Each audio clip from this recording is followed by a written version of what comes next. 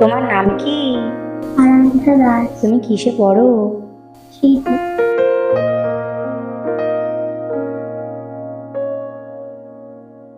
Madam, প্রথম দিন এসছেন, একটু মিষ্টি মুখ করুন। না না, এইসবের কি দরকার ছিল?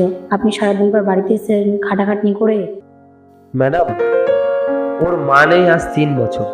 এসব কাজ করতে করতে আমি অভ্যস্ত। এ নিয়ে আপনি ভাববেন না।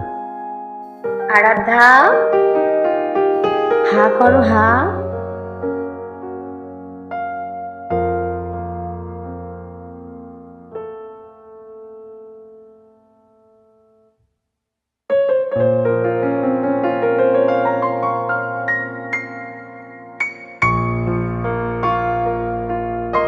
ম্যাডাম, আপনিও খেয়ে নিন।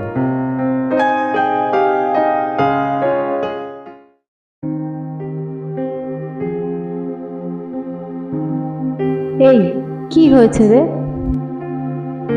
তুই আমাদের কি জন্য ডেকেছিস? আমি সঞ্জয় দাসের বাড়িতে নতুন টিউশনি নিয়েছি। সেখানে ওদের বাবা মেয়ের অসহায় অবস্থা দেখে নিজেকে ধরে রাখতে পারছি না। এখন আমি কি করব, তোরা বল। কি যেন নাম বলেছিস না?